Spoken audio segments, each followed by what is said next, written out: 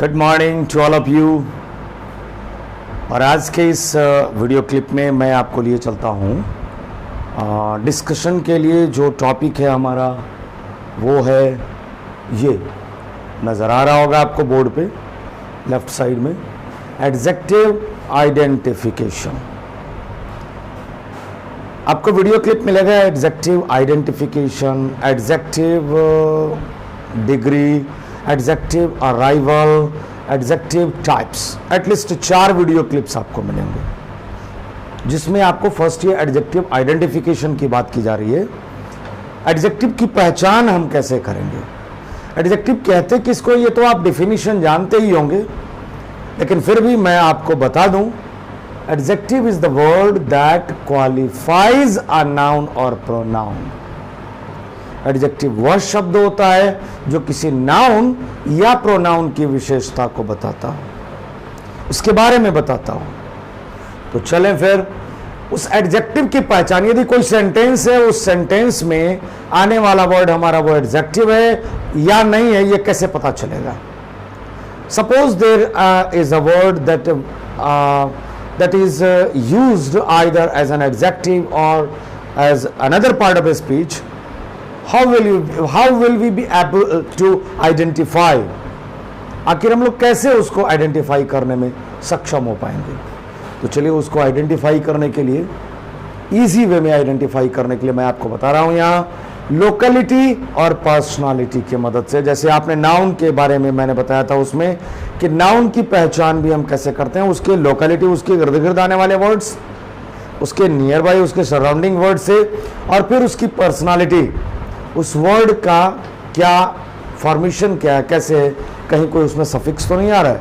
तो ठीक उसी तरह से लोकेलिटी में और पर्सनालिटी, दो की बदौलत हम एडजेक्टिव को आइडेंटिफाई करते हैं। नंबर 1 में देखिए एडजेक्टिव कहां कहां पाया जाता है और कहां नहीं इस्तेमाल किया जाता है। ये मैंने 15 पॉइंट्स में लिखा है, शॉर्ट फॉर्म में मैंने डाल दिया है। DET stand for determiner plus adjective plus noun. गौर कर रहे हैं, यदि डिटर्मिनर है, डिटर्मिनर नाउन के पहले भी आता है, लेकिन एडजेक्टिव के पहले भी आएगा, लेकिन उस एडजेक्टिव के बाद हमारा क्या आएगा, ये नाउन आएगा। आपने देखा। नंबर 2 है आपका determiner plus adverb plus adjective plus noun, यदि एडवर्ब है तो। Number 3 adjective plus noun. Number 4 adjective plus gerund V4। Next adverb plus adjective. गौर कर रहे हैं, एडवर्ब और एडजेक्टिव यदि 2 है सेंटेंस में, तो उसमें पहले एडजेक्टिव उसके बाद एडवर्ब नहीं, पहले एडवर्ब तब उसके बाद एडजेक्टिव होगा। नेक्स्ट नंबर 6 में no determiner plus adjective. Number 7 no adjective plus infinitive 2 plus V1। Number 8 no adjective plus present participle, और यहां V4 आ रहा है, देख रहे हैं। यहां मैंने दिया नंबर 4 में एडजेक्टिव प्लस जिरंड V4। जब वही V4 हमारा जिरंड के रूप में होगा तो उसके पहले एडजेक्टिव आएगा। लेकिन नंबर 8 में देखें no adjective plus present participle V4। चूंकि V4 का प्रयोग हम जिरंड के रूप में भी करते हैं और प्रेजेंट पार्टिसिपल के रूप में भी करते हैं, तो जब वो V4 हमारा प्रेजेंट पार्टिसिपल के रूप में होगा तो उसके पहले एडजेक्टिव नहीं आएगा। Number 9 no adjective plus past participle V3। Number 10 no adjective plus finite verb V1 V2 और V5। Next no adjective plus adverb, वो आ ही गई थी बात। ये नंबर 8 नंबर 5 में देख रहे हैं एडवर्ब प्लस एडजेक्टिव है।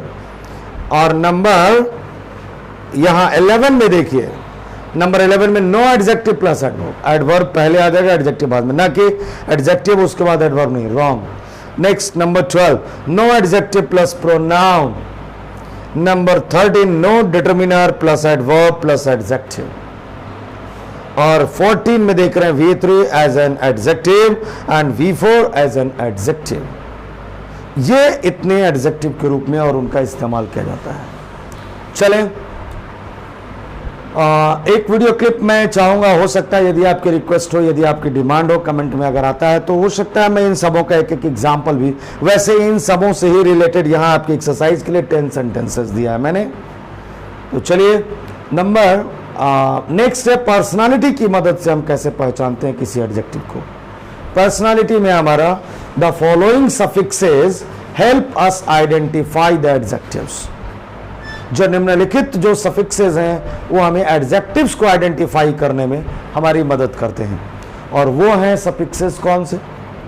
अस, ओ यू एस, अस, उसका एग्जाम्पल मैंने यहां दिया लेबोरियस और सुपरफ्लुअस। नंबर 2 में है इक, साइंटिफिक, और दूसरा प्रोलिफिक। नंबर 3 इव, negative, sensitive, affirmative, positive, these are the adjectives. Al, the suffix, the word that ends in al, here rotational, national, professional, occupational, these are the adjectives. Bul, ble, bul, audible, visible, okay, vincible, this way, possible, impossible. Next suffix is ry, ray, just as monetary. Next what is this? Statuary, inflammatory, stationary, okay, or you may say respiratory, excretory. Now next suffix is some, some, some, and the adjectives are tiresome, troublesome, awesome, fearsome. These words are the adjectives. Next, the next suffix is full, and the word is beautiful, colorful, dutiful, careful. Next suffix is less, and the word is useless, careless, okay, dauntless, dauntless, dauntless. And the next and the last suffix I have mentioned here, last suffix is ish, ish, ish, and the word is childish, shellfish. So how many suffixes? 1 2 3 4 5 6 7 8 9 10 10 suffixes have been given here, and with the help of these suffixes you may easily identify whether these words are adjectives or not. Come on now, for the part for the activity of exercise, and there are 10 sentences here, and the instruction is already given. Identify the erroneous part in the following sentences. निम्नलिखित sentences में erroneous part को identify करें. Number 1 है हमारा, many a friend in my circle is honest a teacher. आप देख रहे हैं हमारा many is what determiner, a determiner, friend noun, in preposition my determiner possessive adjective, circle is noun, is auxiliary verb, honest adjective, a determiner, teacher noun. आपने क्या देखा है? Adjective determiner noun, adjective determiner noun. पहला तो हमारा क्या है? Determiner plus adjective plus noun, determiner plus adjective plus noun. अगर आ रहा है हमारा डिटरमिनर भी, एडजेक्टिव भी और नाउन भी, तो इसका ये सीक्वेंस होगा, पहले डिटरमिनर क्या, उसके बाद एडजेक्टिव, फिर उसके बाद नाउन. क्या ये हमारा राइट है? Many a friend in my circle, मेरे सर्किल में, मेरी कंपनी में, मैनी अ फ्रेंड, बहुत सारे दोस्त क्या हैं? Is honest a teacher, is an honest teacher. Okay, many a friend in my circle is honest a teacher is wrong. Okay, so here which part is the erroneous part? Part C. Answer is part C. Answer part C here, and the word will be is an honest teacher, is an honest teacher. This is the answer here. Okay, next word, next sentence. Now the second sentence, this is very the machine I was looking for. This is very the machine I was looking for. अब आप यहाँ देखेंगे this is here what? Determiner? No, there is no use of a noun after the word this. This is a pronoun here. This pronoun is finite verb. Very, very word क्या होता है ये dictionary में? Whenever you see the word in the dictionary, in a standard dictionary, you will find that the word very is used as an adverb and as an adjective. So what is this here? This is very, here adjective. This is very the adjective या adverb, very the machine. यदि adverb आता है तो adverb के साथ हमारा क्या है? Determiner plus adverb plus adjective plus noun. आप देख रहे हैं हमारा पहले ही अगर adverb हो गया तो पहले adverb आ गया फिर determiner आ गया.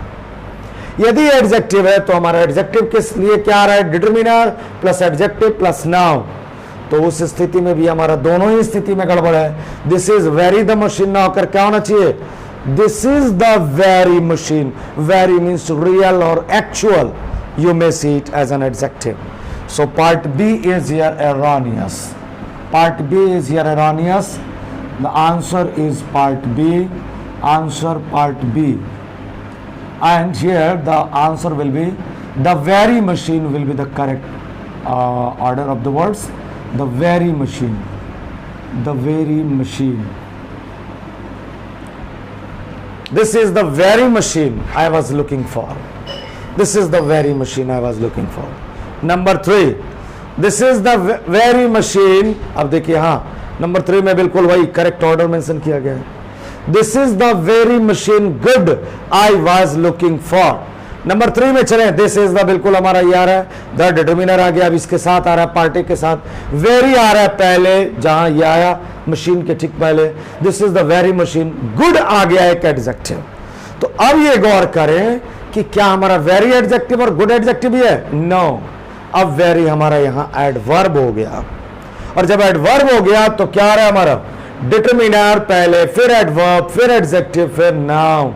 अर्थात हमारा करेक्ट ऑर्डर क्या होगा? This is the very, फिर the determiner, फिर very adverb, the determiner here, the determiner, very adverb, उसके बाद adjective, good, उसके बाद machine, noun. So the wrong part is part B. The answer will be B. Okay, and the correct order will be very good machine. Very good machine. Okay. This is the very good machine. यही वो सबसे अच्छी machine है. I was looking for, which I was looking for, जिसे मैं ढूंढ रहा था. Number 4. Their labor hard bears abundant fruits ultimately. Their labor hard.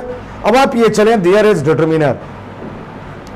Their labor. Labor is noun और verb दोनों होता है. अब हमारा ये noun है. अगर चूंकि determiner के बाद आ रहा है तो जाहिर सी बात है noun होगा हमारा. Hard is here what. अब ये हार्ड हमारा एडजेक्टिव और एडवर्ब दोनों हो जाता है. तो अब ये हमारा नाउन हो गया. तो एडजेक्टिव अगर है तो फिर इस नाउन के पहले आना चाहिए. लेबर नाउन के पहले. अगर ये हमारा वर्ब होता है तो फिर दियर नहीं. फिर क्या होगा? दे हार्ड लेबर. दे लेबर हार्ड. दे लेबर हार्ड होगा हमारा वहां. दे लेबर हार्ड. समझ रहे हैं आप? लेबर यदि वर्ब है तो इसका मतलब ह्यूमन फाइनाइट वर्ब और उसके पहले फिर दियर डिटरमिनर नहीं. सब्जेक्ट मीन्स प्रोनाउन नॉमिनेटिव किसका आएगा? दे लेबर हार्ड. और नहीं तो अगर दियर हमारा डिटरमिनर है लेबर नाउन है तो फिर ये हार्ड अब हमारा एडवर्ब नहीं एडजेक्टिव हो जाएगा. और क्या हो जाएगा? दियर हार्ड लेबर है ना. अब यहां चले. बियर्स हमारा B5 फाइनाइट वर्ब है. तो यदि हम यहां दियर हार्ड लेबर करते हैं तो ये पूरा पार्ट हमारा सब्जेक्ट हो जाएगा. दियर हार्ड लेबर उन लोगों की कठिन परिश्रम. Bears abundant fruits, sufficient fruits, काफी अच्छा रिजल्ट देता है. अल्टीमेटली अंततः finally ultimately is adverb means हमारा डियर हार्ड लेबर ये हमारा राइट हो जाएगा. BS finite verb subject. Finite verb के लिए सब्जेक्ट के रूप में. लेकिन यदि हम यहां लेबर को समझते हैं कि यह हमारा वर्ब है तो फिर हमारा हार्ड एडवर्ब हो जाएगा सही अपनी जगह पे. और दियर की जगह दे कर देंगे. तो दे लेबर हार्ड यदि करते हैं तो दे हमारा सब्जेक्ट हो गया. Labour finite verb hard adverb. तो फिर बियर्स फाइनाइट वर्ब का सब्जेक्ट कौन होगा? फिर उस स्थिति में हमारा रॉन्ग हो जाएगा पार्ट ए भी और बी भी. इसलिए समझ में आई बात? हमारा दे लेबर हार्ड ना हो करके क्या होगा? Their hard labour. Labor is noun, so part A is wrong here, and answer is part A. Their hard labor. The answer will be their hard labor. Here I would like to enclose these correct words in the boxes, cloudy boxes, here in the cloudy boxes. Number 5, laughing unnecessary reduces one's proper respect. Laughing, आप देख रहे हैं laughing हमारा V4 आ रहा है। अब ये V4, अभी आपने पढ़ा था कि V4 हमारा नंबर 4 में और नंबर 8 में, नंबर 4 में एडजेक्टिव आएगा V4 अगर जिरंड है तो, लेकिन नंबर 8 में नो एडजेक्टिव यदि वही V4 प्रेजेंट पार्टिसिपल हो गया तो। यदि प्रेजेंट V4 कब प्रेजेंट पार्टिसिपल और कब V4 जिरंड, ये जानना चाहते हैं तो आप हमारे पूर्व के वीडियो क्लिप को देखें, जिसमें मैंने मेंशन किया है, पूरी एक वीडियो क्लिप में यही चर्चा है कब V4 हमारा जिरंड और कब प्रेजेंट पार्टिसिपल। सो यहां यदि वो प्रेजेंट पार्टिसिपल होता है तो नो एडजेक्टिव, उसके पहले कोई एडजेक्टिव नहीं। यदि जिरंड होगा तो हमारा उसके पहले एडजेक्टिव। तो जिरंड होगा मीन्स कब जिरंड होगा, जब ये हमारा सब्जेक्ट के रूप में वर्क करेगा, ऑब्जेक्ट के रूप में वर्क करेगा, तो निश्चित तौर पे हमारा जिरंड होगा। ये V4 जिरंड कब होगा, वर्क क्या होगा, सब्जेक्ट और ऑब्जेक्ट, ये दो फॉर्म में। अब नंबर 5 की ओर चले। Laughing unnecessary reduces one's proper respect. Laughing हमारा क्या है, V4 है। अब ये प्रेजेंट पार्टिसिपल है या फिर जिरंड है, अगर सब्जेक्ट के रूप में लग तो रहा है कि शायद सब्जेक्ट है क्योंकि शुरू में आ रहा है ना। अब ये शुरू में आ रहा है, इसका मतलब जिरंड है, सब्जेक्ट के रूप में आ रहा है, ऐसी कोई बात नहीं है। यदि फाइनाइट वर्ब है तो देख रहे हैं लाफिंग हमारा V4 है। अब जिरंड या प्रेजेंट पार्टिसिपल वो तो बाद में क्लियर होगा। अननेसेसरी तो हमारा एडजेक्टिव है। नेक्स्ट आ रहा है रिड्यूसेस, V5 फाइनाइट वर्ब है ये। वंस हमारा देख रहे हैं डिटरमिनर है पजेसिव फॉर्म का। Proper is adjective, respect is noun. Determiner सही जगह पे आ ही रहा है, प्रॉपर एडजेक्टिव फिर नाउन, ये आ रहा है रेस्पेक्ट नाउन। तो लाफिंग ये इस रिड्यूसेड फाइनाइट वर्ब का सब्जेक्ट आखिर कौन हुआ। अननेसेसरी हमारा एडजेक्टिव है तो जाहिर सी बात है सब्जेक्ट हमारा कौन होगा, लाफिंग होगा। और जब लाफिंग सब्जेक्ट होगा तो जिरंड होगा, और जिरंड के रूप में जब आएगा तो उसके पहले एडजेक्टिव होगा, न कि उसके बाद होगा। हमारा करेक्ट सेंटेंस क्या होगा, लाफिंग अननेसेसरी के बजाय अननेसेसरी लाफिंग, अनावश्यक हंसी, अनावश्यक जहां कोई आवश्यकता नहीं है और फिर भी आप बस हंसते जा रहे हैं, तो दैट इज अननेसेसरी लाफिंग। और वो अननेसेसरी लाफिंग क्या करती है, रिड्यूस करती है। इंड्यूस करती है नहीं, इंड्यूस नहीं करती है, रिड्यूस करती है, घटा देती है, कम कर देती है। किसकी, वंस प्रॉपर रेस्पेक्ट, किसी व्यक्ति की प्रॉपर रेस्पेक्ट, मान सम्मान को घटा देती है। मिस हंसना भी है तो बिल्कुल नेसेसरी जहां हो वहीं हंसे। तो आपने क्या देखा यहां, A5 का एरोनियस पार्ट हो गया हमारा A। Answer is A, answer part A। Word correct क्या होगा, unnecessary laughing, unnecessary laughing, unnecessary laughing, LAUGHING।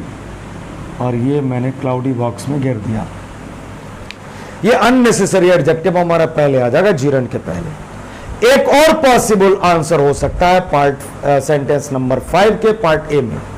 हम कोई प्लेस चेंज नहीं करेंगे, लाफिंग के पहले अननेसेसरी ना प्रयोग करके लाफिंग ही सेंटेंस के फर्स्ट में आएगा। कैसे हो जाएगा, इस अननेसेसरी को, इस एडजेक्टिव को कन्वर्ट होना होगा किसमें, एडवर्ब में। और हमारा करेक्ट आंसर फिर क्या हो सकता है, लाफिंग अननेसेसरीली, अननेसेसरी एडजेक्टिव का adverb, unnecessarily adverb of manner. Laughing unnecessarily reduces one's proper respect, किसी व्यक्ति के प्रॉपर रेस्पेक्ट को रिड्यूस कर देता है। What reduces one's proper respect? Laughing unnecessarily, अनावश्यक रूप से हंसना, वो हंसने का कार्य। सो अननेसेसरीली अगर एडवर्ब लिखेंगे तो, लेकिन आपका सेट एडवर्ब से रिलेटेड नहीं है। जब एडवर्ब की चर्चा करेंगे उस वीडियो क्लिप में, फिर आप उसमें हम लोग ये देखेंगे विस्तार से। इसलिए यहां दो पॉसिबल आंसर आया, एक आया अननेसेसरी लाफिंग और दूसरा क्या, एडवर्ब के रूप में। मैं उसे भी लिख देना चाहूंगा यहां, laughing unnecessarily, laughing unnecessarily, unnecessarily, this is here adverb. Laughing unnecessarily is adverb. Yahweh right. Number 6 की ओर चलें. अननेसेसरी लाफिंग हमारा राइट हो गया. आपने देखा अननेसेसरी लाफिंग चिरन के पहले आ जाएगा. उसी तरह नंबर 6 को सारे वर्ड सेम है. Unnecessary to laugh reduces one's proper respect. Unnecessary to laugh, unnecessary to laugh, ये इंफिनिटिव जिरन. जैसे laughing is a good exercise, laughing is a good exercise. यहां लाफिंग हमारा जिरन आ रहा है, सब्जेक्ट के रूप में कार्य कर रहा है, इज फाइनाइट वर्ब का. ठीक उसी तरह से लाफिंग जिरन की जगह हम इंफिनिटिव का भी प्रयोग करके सेंटेंस बना सकते हैं और वो सेंटेंस होगा to laugh is a good exercise. To laugh is a good exercise means जब जिरन हमारा सब्जेक्ट आएगा तो इंफिनिटिव भी सब्जेक्ट के रूप में वर्क करता है. तो क्या इंफिनिटिव के पहले हम एडजेक्टिव का प्रयोग करेंगे? देख लें. हाँ, infinitive number 7, no adjective plus infinitive. Number 7 यहां पॉइंट इंडिकेट कर रहा है, नो एडजेक्टिव प्लस इंफिनिटिव. और आप यहां देख रहे हैं एडजेक्टिव यहां आ गया अननेसेसरी टू लाफ. सो ये राइट है, अननेसेसरी टू लाफ. नो, क्या लिखना होगा? ये एडवर्ब ही करना होगा टू लाफ के बाद.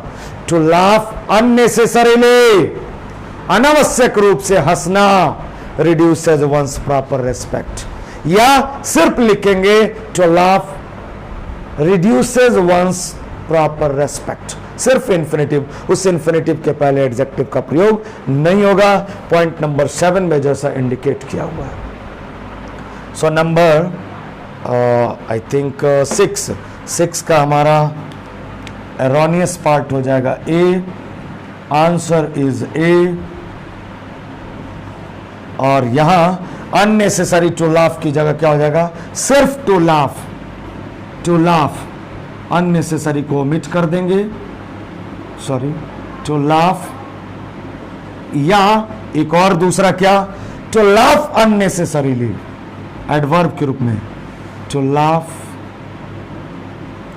अननेसेसरीली, अननेसेसरीली, ये हो सकता है हमारा. ये दो पॉसिबल आंसर आ रहे हैं. या तो to laugh reduces one's proper respect, या to laugh unnecessarily reduces one's proper respect. Clear? Number 7, the boy living with me is an honest. The boy living with me is an honest. आप देख रहे हैं the boy, the is determiner, boy noun, living is V4 form here present participle. मेरे साथ रहने वाला boy, boy noun को qualify कर रहा है. ये लिविंग हमारा एडजेक्टिव के रूप में आ रहा है. कौन सा बॉय? हो तो लिविंग विद मी, मेरे साथ रहने वाला. With is preposition, me is pronoun objective case, is auxiliary verb, the boy is, the boy subject is finite verb, and is determiner article, honest adjective. क्या कह रहा है डिटरमिनर? डिटरमिनर के साथ क्या आ रहा है? आप देख रहे हैं नो डिटरमिनर. या right, number 6, point number 6 here, no determiner plus adjective alone. सिर्फ एडजेक्टिव के पहले कोई डिटरमिनर का प्रयोग नहीं करेंगे. सिर्फ एडजेक्टिव के पहले नहीं होगा. यदि वहां डिटरमिनर है तो उस एडजेक्टिव के बाद हमारा नाउन का प्रयोग करना होगा. तो नंबर आप 7 में देखें, the boy living with me is an honest. Here an honest is wrong. क्या लिखना होगा? सिर्फ honest. The boy living with me is honest. और part C is here wrong. Part C is here wrong. और answer हो जाएगा, answer part सी. और इसका आप देख रहे हैं हमारा एन ऑनेस्ट की जगह, एन ऑनेस्ट की जगह हमारा सिर्फ हो जाएगा is honest. Is honest. Okay, here is honest. The boy living with me is honest. Correct answer. Number 8, my friend was severe injured in the accident. My friend was severe injured. क्या देख रहे हैं आप यहां? My is determiner, friend is noun, was auxiliary verb, severe adjective, injured V3 adjective. Injured V3 adjective past participle आप देख रहे हैं नंबर 9 में, पॉइंट नंबर 9 इंडिकेट कर रहा है no adjective plus past participle. यहां हमारा इंजर्ड V3 है, कौन सा, किस रूप में, एडजेक्टिव के रूप में आ रहा है, V3 एडजेक्टिव। और जब वो V3 हमारा एडजेक्टिव के रूप में आता है तो क्या आ जाता है, पास्ट पार्टिसिपल। देख रहे हैं पास्ट पार्टिसिपल, और ये किस रूप में आता है, पास्ट पार्टिसिपल V3 एडजेक्टिव के रूप में आता है ये। ओके, ये आता है हमारा V3 एडजेक्टिव के रूप में। So my friend was severe injured, my friend was severe injured, injured is V3 adjective, severe is adjective. अब यहां हमारा ये देख रहे हैं पास्ट पार्टिसिपल के पहले नंबर 9 में no adjective plus past participle. तो my friend was severe injured, no, क्या लिखना होगा, adverb. My friend was severely injured और my friend was injured severely, adverb adjective की रिक्वायरमेंट नहीं होगी। अर्थात सेंटेंस नंबर 8 का रॉन्ग पार्ट हो गया पार्ट बी, आंसर हो जाएगा part B, answer is part B. या हो जाएगा हमारा सीवियरली इंजर्ड, सीवियरली इंजर्ड, या injured severely, injured severely, severely, ये आया आपका नंबर 8 आपका फिनिश्ड हुआ। My friend was severely injured means extremely injured, very injured, या my friend was injured severely, adverb या तो इंजर्ड के पहले या इंजर्ड के बाद प्रयोग कर सकते हैं वहां नंबर 8 में। नंबर 9 में ही got down the, oh sorry, 2 times the has been mentioned here, one the is wrong. He got down the train, he got down the train, slow moving, he got down the train, slow moving। अब आप देख रहे हैं he is pronoun, got V2 finite verb, down is here preposition, preposition, down is adverb also, here down is preposition। जैसे ही the train noun आ गया हमारा, इसका मतलब प्रीपोजिशन। अगर यहां द ट्रेन नहीं लिख देते, सिर्फ ही गॉट डाउन, तो सिर्फ इतने पर डाउन हमारा एडवर्ब हो जाता, ही गॉट डाउन, इसलिए हमारा down is preposition, the is determiner, train is noun, slow is adjective और adverb also. So slow moving, he got down the train slow moving. Now ये देख रहे हैं क्यों मूविंग हमारा V4।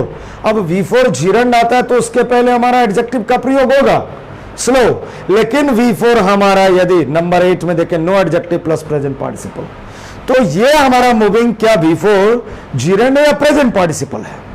जीरंड के रूप में कब आएगा? जब ये सब्जेक्ट और ऑब्जेक्ट होगा। अब यहां देखिए ही got down the train, number 9 में he got down the train slow moving, slow moving, he got down the train slow moving। Train noun को क्वालिफाई करने का काम कर रहा है मूविंग, और जब V4 हमारा नाउन को क्वालिफाई करेगा तो वो जीरंड नहीं प्रेजेंट पार्टिसिपल हो जाएगा, मीन्स एडजेक्टिव का काम करेगा और एडवर्ब का काम करेगा, तो वो क्या हो जाएगा? Present participle. V4 हमारा किस किस रूप में? 8 हमारा V4 जब एडजेक्टिव के रूप में वर्क करेगा या फिर एडवर्ब के रूप में वर्क करेगा प्रेजेंट पार्टिसिपल के रूप में। इसलिए नंबर 9 में ही got down the train slow moving ना हो करके, चूंकि ये मूविंग हमारा क्या है? V4 present participle, V4 present participle, present participle, ये हमारा रॉन्ग है, इसलिए part C is here wrong, answer is part C, answer C. इसकी जगह क्या हो जाएगा? मूविंग स्लो, या तो मूविंग स्लो या स्लोली, दोनों में से कोई भी लिख सकते हैं। स्लोली, ये रहा मूविंग स्लो या moving slowly, means he got down the train moving slow और moving slowly. Slow is also used as an adjective, slow is also used as an adverb, and slow is also used as a verb. Slow down here, slow is verb. Number 10 he got down the train, बिल्कुल सब सारे words वही है 9 में और 10 में, सिर्फ एक वर्ड 10 में इंक्लूड कर दिया गया, during. He got down the train during slow moving, during slow moving, during slow moving. अभी अभी हम लोगों ने देखा कि V4 के पहले हमारा स्लो नहीं आएगा, अर्थात फिर हमारा वही गलती की है नंबर 10 में, नहीं स्लो मूविंग हमारा फिर स्लो होगा क्या? स्लो मूविंग यहां होगा? नहीं होगा, है ना sir? No, here slow moving slow is right. क्यों? This moving is here V4 gerund, ये gerund हो गया। कैसे भाई? यहां भी सेंटेंस के लास्ट में आ रहा है, यहां भी सेंटेंस के लास्ट में आ रहा है। ये नंबर 10 में मूविंग gerund क्यों हो गया? यहां हमारा एडजेक्टिव क्यों हो गया? क्योंकि ये ट्रेन नाउन को क्वालिफाई कर रहा है। कौन सी train? He got down the train, उस ट्रेन से वो उतर गया नीचे। He got down the train moving slow, slow move करने वाली ट्रेन से नीचे उतर गया। लेकिन he got down the train during slow moving, here यहां हमारा मूविंग gerund हो गया। क्यों? क्योंकि ये ट्रेन को नहीं क्वालिफाई कर रहा है, नाउन को नहीं कि वो एडजेक्टिव हो जाए। ये हमारा ड्यूरिंग प्रीपोजिशन का ऑब्जेक्ट के रूप में आ रहा है। प्रीपोजिशन के बाद verb V4 gerund, so during is here preposition, और जब प्रीपोजिशन है तो यह gerund, और gerund के पहले तो हमने कहा ही है कि adjective plus gerund। So number C is here right. He got down the train during slow moving. Slow moving, धीरे चलने के दौरान वह नीचे उतर गया ट्रेन से। Okay, so here part D is the answer. No error. Answer is part D. Answer part D. तो ये रहा आपका एडजेक्टिव आइडेंटिफिकेशन का वीडियो क्लिप। मैं उम्मीद करता हूं शायद ये वीडियो क्लिप आपके लिए काफ़ी फ्रूटफुल, काफ़ी बेनिफिशियल होगा। आप नोट डाउन करने के लिए स्क्रीनशॉट ले सकते हैं, ठीक है? स्क्रीनशॉट ले लिया आपने। चलिए तो फिर मैं आज के इस वीडियो क्लिप को मैं यहीं ओवर करता हूं, मैं यहीं फिनिश करता हूं। That's all, thank you.